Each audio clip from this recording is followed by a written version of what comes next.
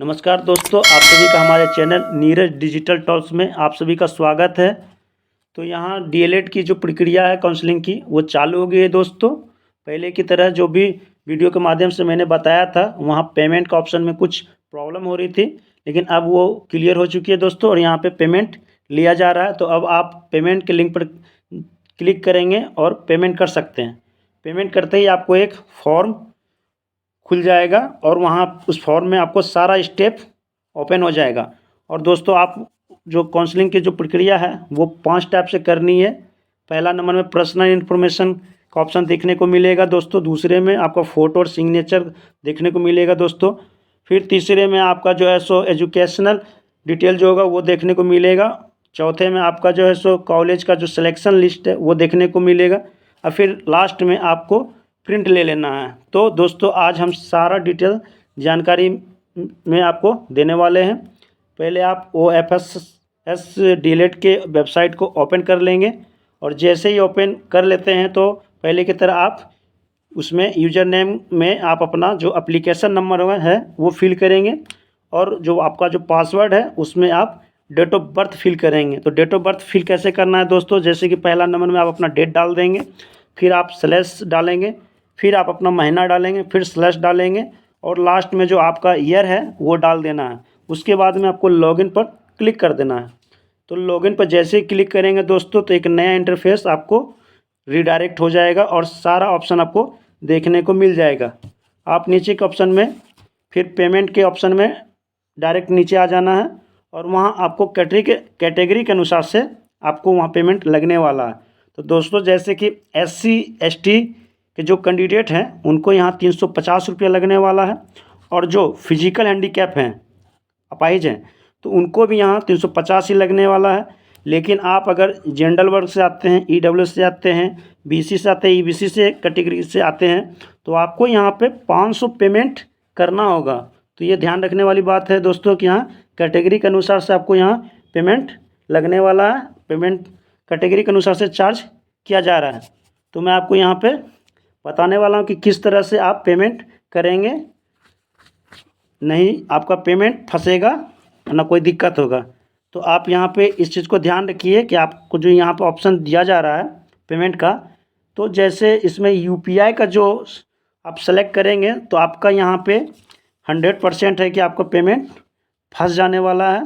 तो आप UPI को ना चुने, पेमेंट के ऑप्शन के अनुसार से आपका 100% चांस रहता है कि आपका UPI के माध्यम से पेमेंट फंस जाएगा। सबसे बेस्ट ऑप्शन आपका नेट बैंकिंग है दोस्तों, और उसके बाद में आपका डेबिट कार्ड का जो ऑप्शन है वो बेस्ट है दोस्तों। इसमें आपका 100% है कि पेमेंट डन हो जाएगा और किसी तरह की कोई दिक्कत नहीं आएगी।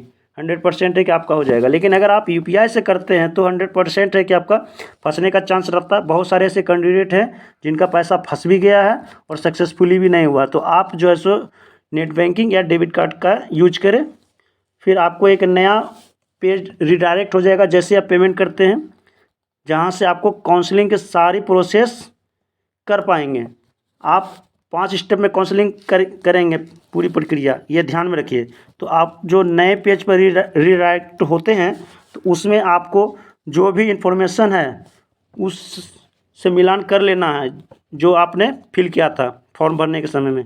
क्योंकि ये जो पर्सनल इन्फॉर्मेशन है वो जिस समय आपने एक फॉर्म को फिल किया था आप अपना, तो उस समय जो आपने डिटेल फिल किया होगा वही डिटेल आपको देखने को मिलेगा। तो आप इसमें किसी प्रकार का कोई बदलाव नहीं कर सकते हैं और आप पूरी प्रक्रिया देख लें कि आपने जो फिल किया तो वो सही है कि नहीं, वही आया है कि नहीं, और इसमें कोई चेंजेस नहीं होगा। फिर आपको नेक्स्ट का जो ऑप्शन मिलेगा उस पर क्लिक कर देना है। जैसे ही क्लिक करेंगे तो नए पेज पर आप देखेंगे कि आपको फ़ोटो और सिग्नेचर देखने को मिलेगा। जो आपका फ़ोटो सिग्नेचर है वहाँ भी आपको गौर कर लेना है कि आपका फ़ोटो और सिग्नेचर सेम है या नहीं है। आपको मिलान कर लेना है कि है कि आपको फ़ोटो सिग्नेचर है कि नहीं। तो जैसे कि आप मिलान कर लेंगे फिर नेक्स्ट पर क्लिक करेंगे, फिर आपके सामने एक नया पेज ओपन हो जाएगा और आप देखेंगे तीसरा ऑप्शन में एजुकेशनल क्वालिफ़िकेशन का।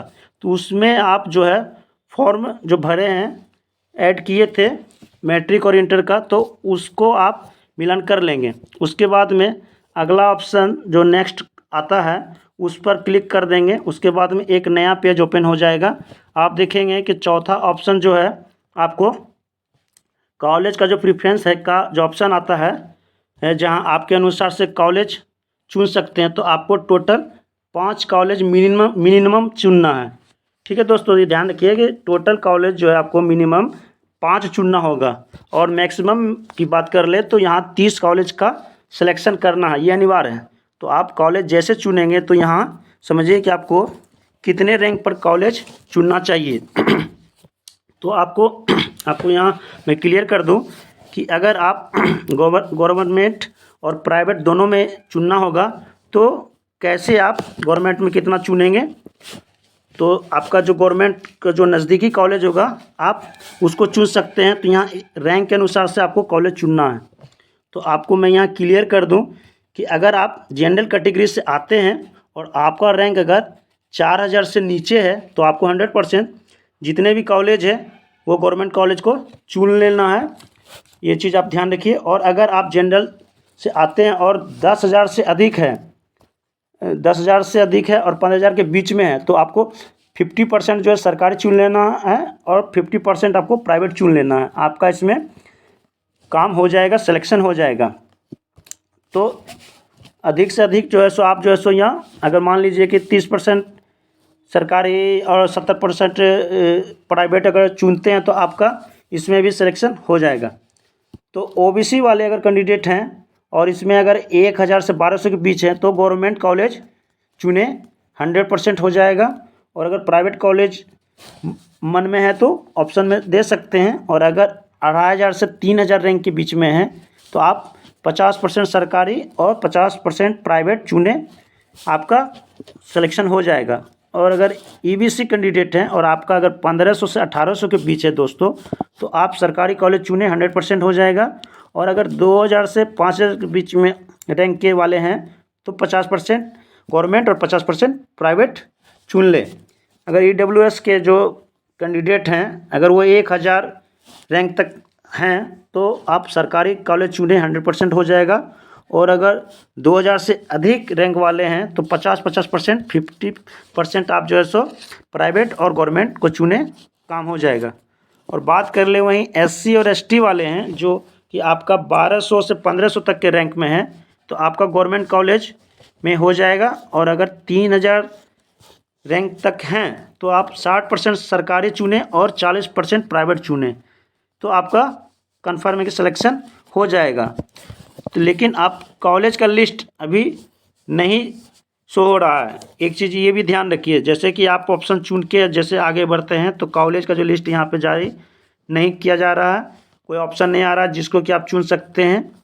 तो चयन करने की जो ऑप्शन है किस टाइप से होगा वो मैं आपको बता देता हूँ। जब भी चालू होगा तो आप इस प्रक्रिया से कर सकते हैं, क्योंकि ये जो लास्ट ऑप्शन है इसके बाद में आपका फाइनली प्रिंट निकल जाएगा और इसी प्रिंट को आपको एडमिशन के समय दिखाना है।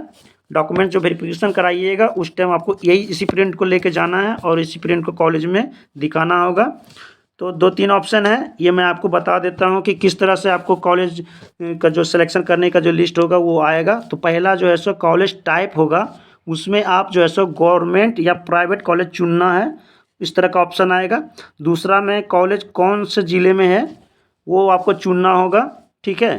और तीसरा जो कॉलेज की जो ऑप्शन एक कैटेगरी आएगा वो कॉलेज की कौन सी कैटेगरी है वो देखने को मिलेगा। तो इस तरह से आप जो है सो सिलेक्शन करके और आप जो प्रिंट ले सकते हैं। तो उम्मीद करता हूँ कि आपको जो है सो जानकारी दिया हूँ, संतुष्ट होंगे। नमस्कार।